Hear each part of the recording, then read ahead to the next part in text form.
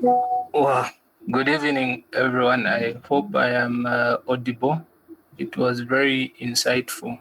Um, I would have said that it has been preempted, but of course, there's always something to say. I'm just trying to share my screen. I hope we'll be able to see the screen so that we can follow together. I believe sometimes some may not have where to write, but I hope everyone in here has somewhere to write so that we can actually move together. Okay, thank you so much. I believe we can see the screen that is ahead of you.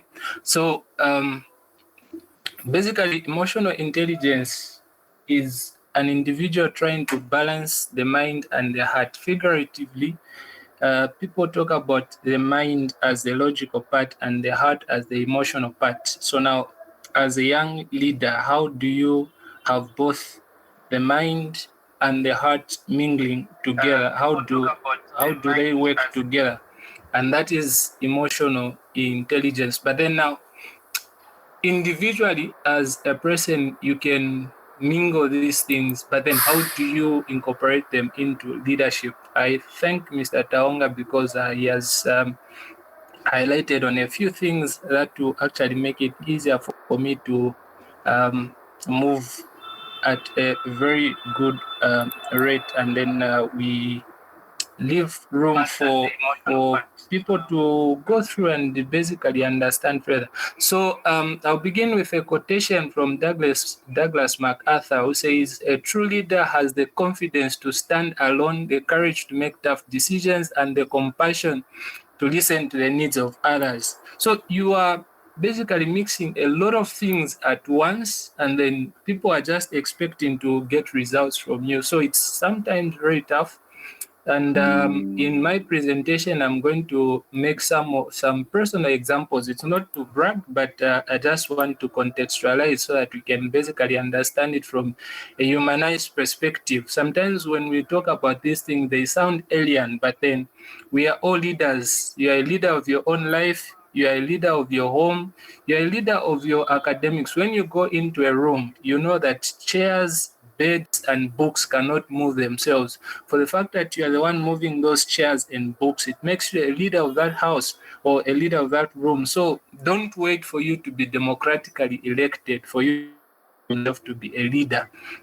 Democratic election does not make you a leader. A leader is already a leader just by having responsibility. So for as long as you've got a responsibility, then just know that you are a leader. I think most of these parts, self-management and awareness, have been talked about by Mr. Taonga.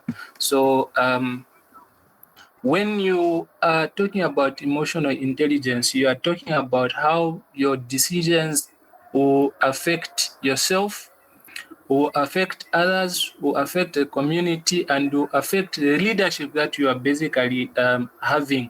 Because minus others, minus a community, you won't be a leader. And then when you mingle all these four, then you are best braced to be a leader that is emotionally intelligent. I'll skip self-awareness because it has already been talked about, and anyways, we have understood. But then there are a few things that I would love to share anyways on self-awareness. Number one, you need to recognize your emotions and what triggers them. Like Taonga said, you are not a witch that you are just born short-tempered. No. You need to recognize to say, okay, what things make me upset? What things trigger my emotion for me to be short-tempered? What makes me upset quickly?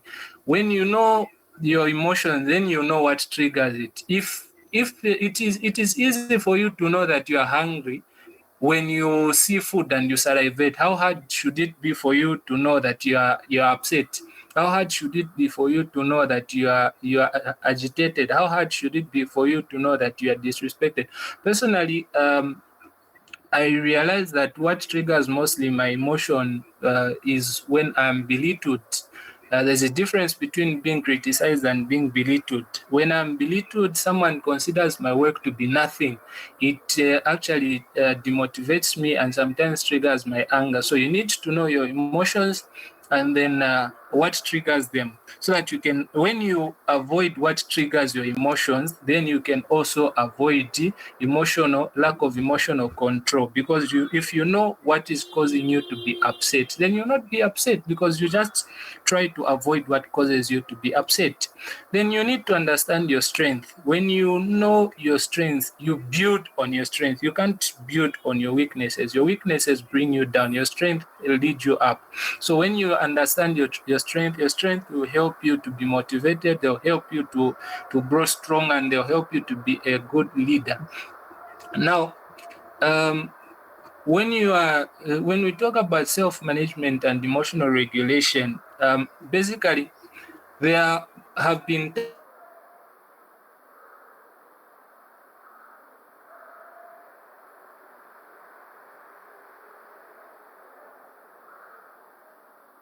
it is evident in the Bible. I'm a Christian. Sorry. I'm a Christian, so I can give reference to the Bible.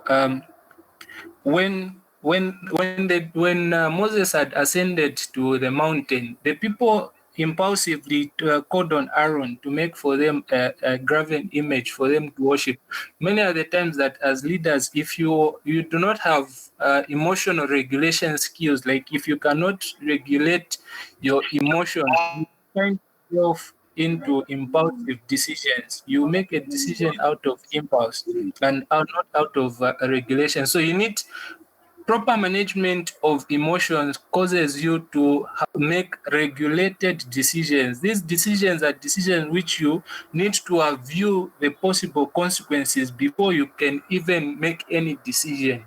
So now, I'll give an example. When I was a student leader, there would be problems within the student community, and from somewhere, someone just says, "Let's make a riot," but then it will seem as though you are going to satisfy the needs of the student if you do that riot. But then if you are a good leader and you have got emotional regulation skills, you are not trying to be a people pleaser, but you are trying to find a solution. You look at the consequences that would be brought about by making a riot, and in that way you know what to do and what not to do.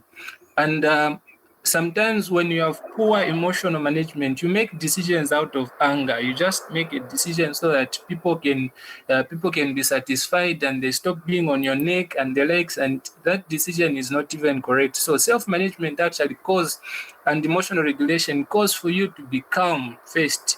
You make a decision out of logic. Always try to apply logic in your decision making. If you are going to make decisions out of emotions, what happens when those emotions change? Because emotions are not permanent. You are going to change. It's like you're making a decision because you are hungry. What happens when you are full? Someone said when someone is hungry, can even tell you, no, I'll carry your bag of midi meal from town to Nkrumah and visit. But the moment you give that person money, they eat, they are full. Then they'll start thinking of the distance between town and Nkrumah University. So don't make decisions out of emotions, because once your emotion is gone, that's when you see the real repercussions of the decision that you have made.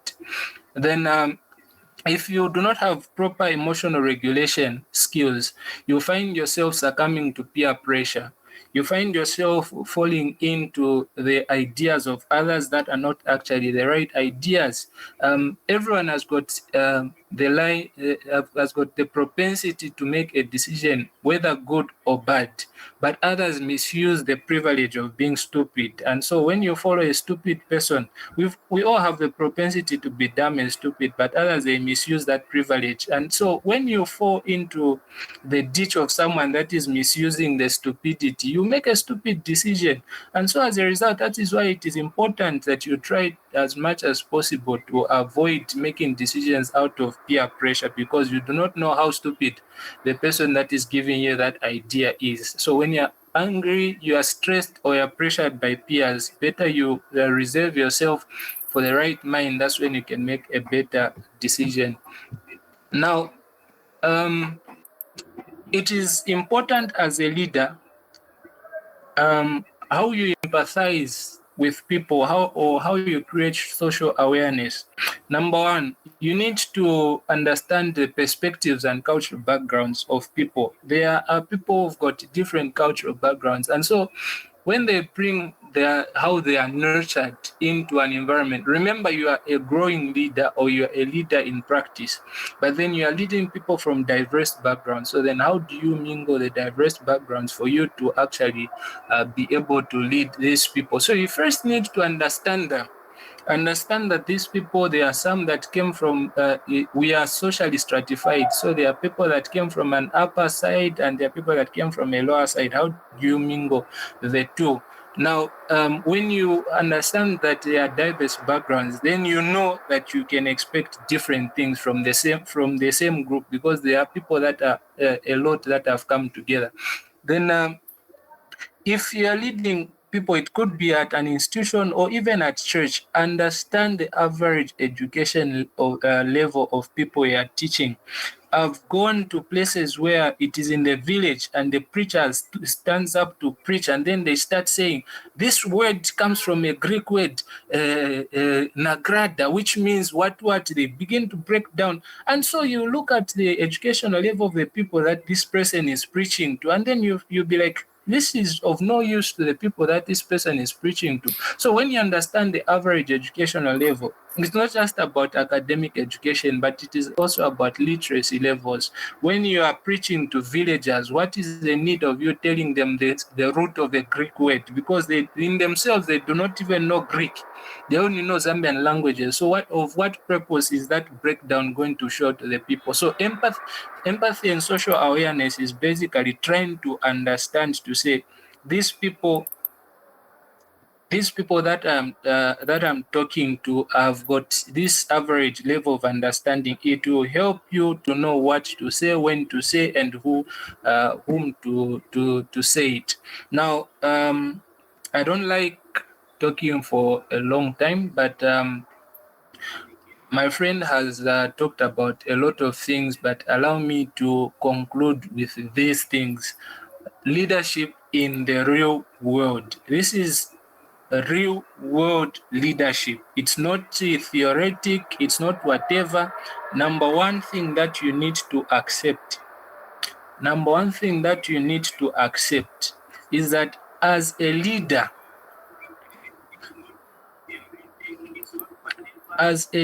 when you have been elected, when you are a leader, for you to be a leader, whether at church, whether at school, whether in class, it means there was a time where there was someone else that was competing for that position and you were chosen.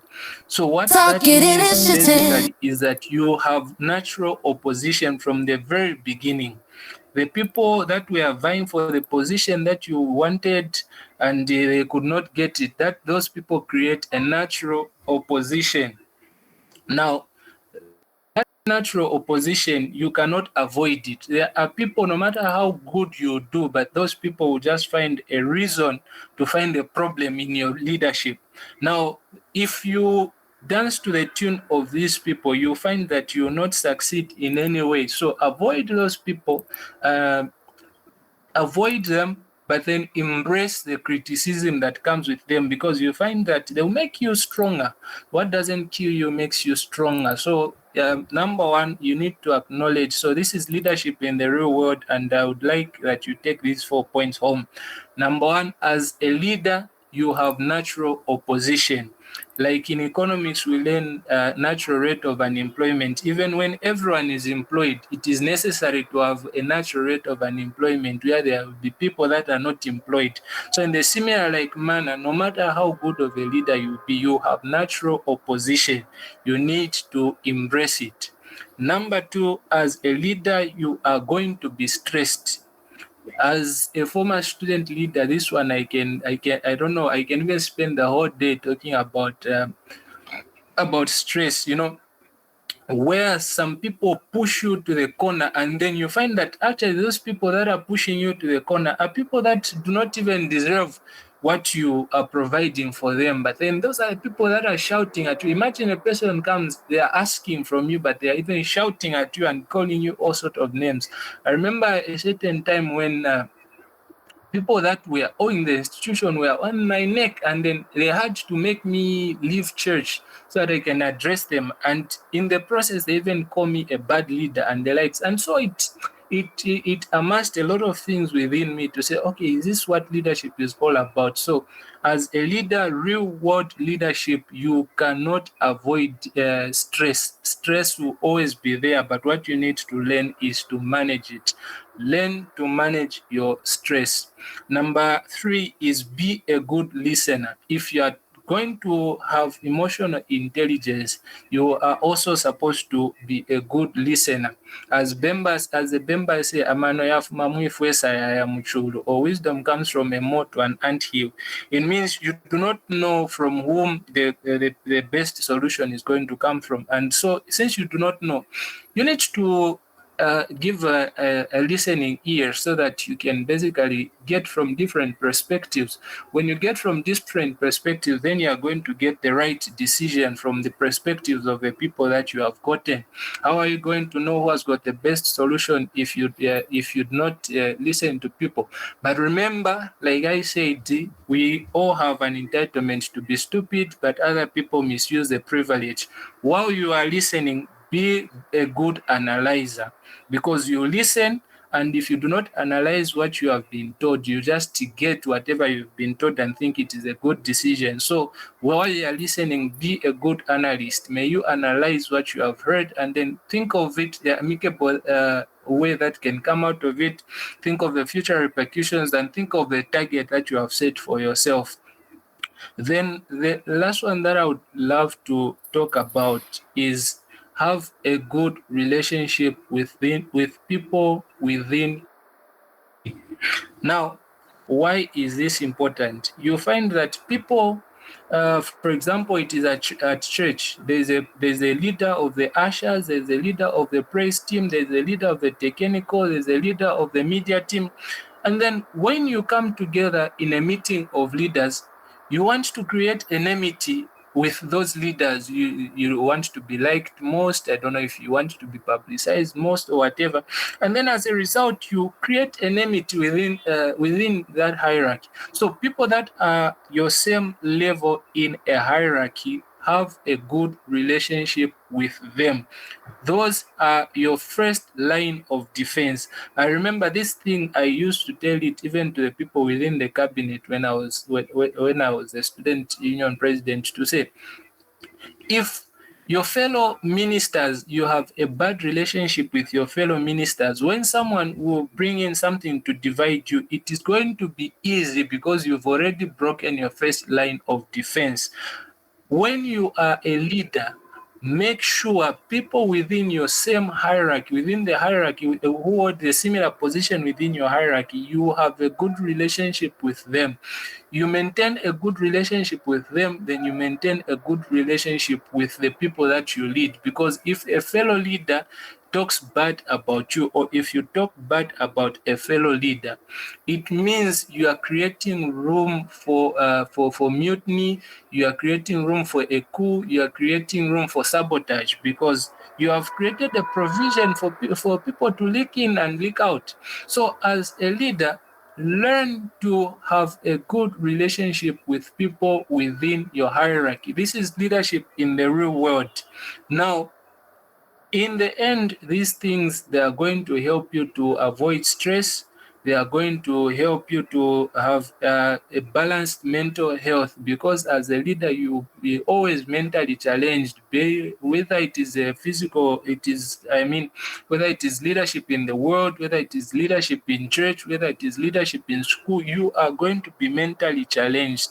But when you have a good relationship with people within your hierarchy, you are self-aware. You know what triggers your emotions. You are going to shut down the triggers so that you do not have emotional challenges.